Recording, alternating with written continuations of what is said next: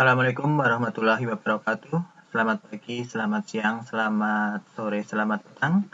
Bertemu lagi dengan CP70, Cemara Biru 70, saluran belajar mandiri. Bersama saya, Saryono, kita akan mengenal dasar-dasar manajemen perkantoran dan layanan bisnis.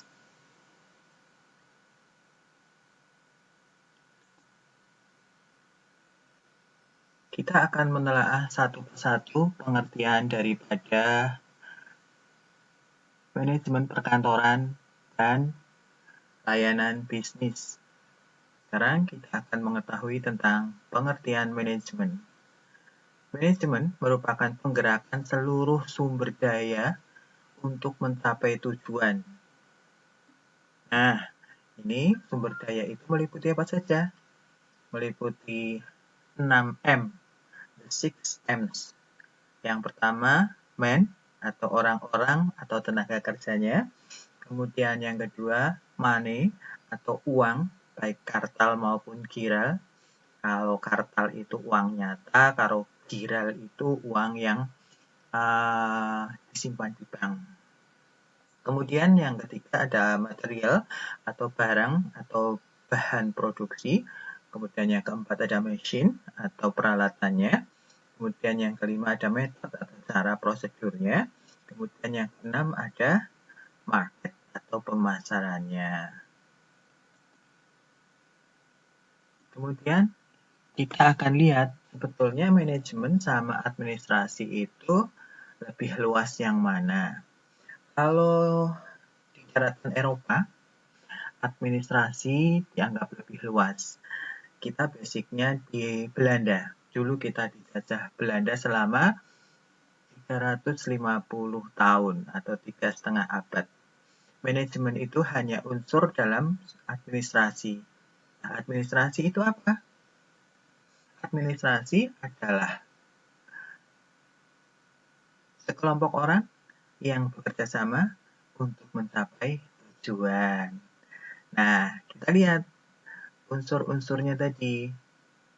Yang pertama ada organisasi. Organisasi itu adalah wadah orang-orang yang bekerja sama dalam mencapai tujuan.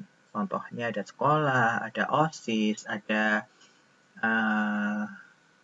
pramuka, ada perusahaan, ada instansi, dan lain-lain. Kemudian yang kedua, ada manajemen. Manajemen itu tadi menggerakkan sumber daya yang ada untuk mencapai tujuan. Kemudian, kalau sudah ada organisasi, sudah ada manajemennya, kemudian dikomunikasikan. Nah, 3 unsur itu harus ada, makanya disebut dengan unsur dalam atau unsur pokok. Kemudian, unsur berikutnya atau unsur luar atau unsur tambahan ada kepegawaian. Nah, ini nanti mengatur tentang tenaga kerja yang ada di situ. Ada lamaran kerja, ada diklat, ada kenaikan pangkat, ada pemberhentian, ada pensiun, dan lain-lain. Kemudian keuangan. Nah, keuangan ini nanti ada pemasukan, ada pengeluaran. Nah, pemasukan apa saja, pengeluaran apa saja, nanti kita belajar di administrasi keuangan. Kemudian juga ada perbekalan. Perbekalan ini bukan bekal yang kalian bawa, tetapi bahan barang yang kita gunakan. Kemudian ada tata usaha. Nah, tata usaha di sini identik dengan pengertian administrasi secara sempit. Hanya tulis-menulis, sifatnya adalah pelayanan. Sifatnya pelayanan. Sekali lagi, sifatnya pelayanan.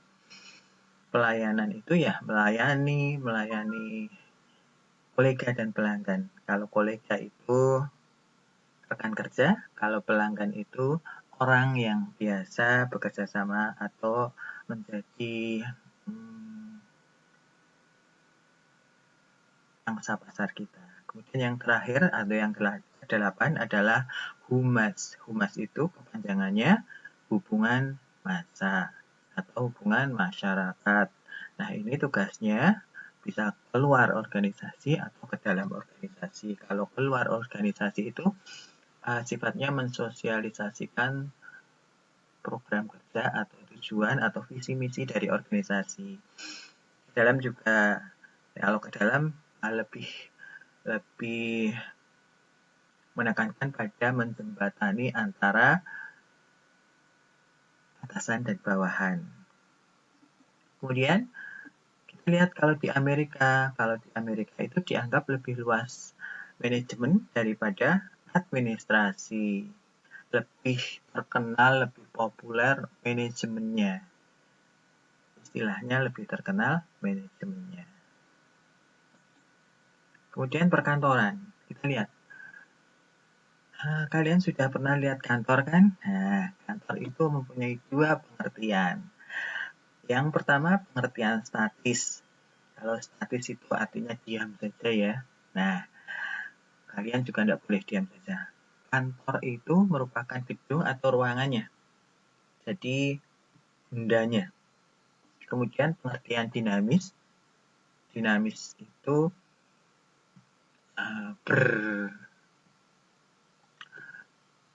bergerak. Ya. Kantor merupakan segala pekerjaan yang berkaitan dengan pencapaian tujuan.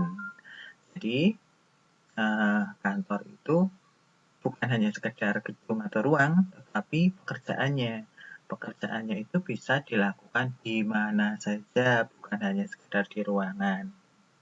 Itu adalah kantor. Kemudian layanan. Layanan adalah segala bentuk pekerjaan yang membantu kolega dan pelanggan agar mereka merasa puas.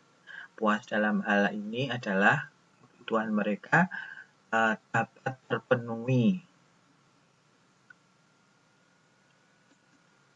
Kemudian bisnis. Dalam bahasa Inggris, bisnis adalah bisnis, tapi tulisannya beda ya.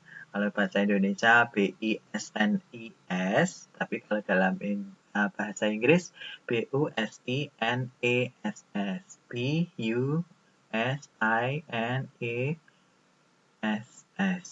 berarti urusan.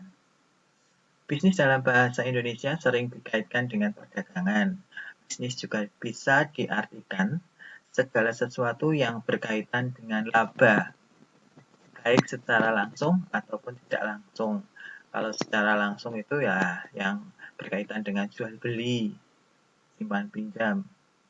Tapi yang tidak langsung misalkan hanya penawaran kan tidak terkait langsung dengan laba, tetapi masih berkaitan dengan laba. Atau surat perkenalan. Nah, itu. Berikutnya, ini adalah sudah sampai di akhir kesimpulan. Jadi, manajemen perkantoran dan layanan bisnis kita akan berkecimpung belajar tentang seluk-beluk kantor dan melayani kolega atau rekan kerja serta pelanggan. Jadi nanti kita akan membahas tentang kantor dalam pengertian yang dinamis, kemudian juga membahas tentang bagaimana melayani kolega dan pelanggan dengan istilah yang disebut excellent service atau service excellent. Demikian tadi kita sudah belajar tentang pengertian manajemen perkantoran dan layanan bisnis. Terima kasih, sederhana tetapi bermanfaat. Assalamualaikum warahmatullahi wabarakatuh.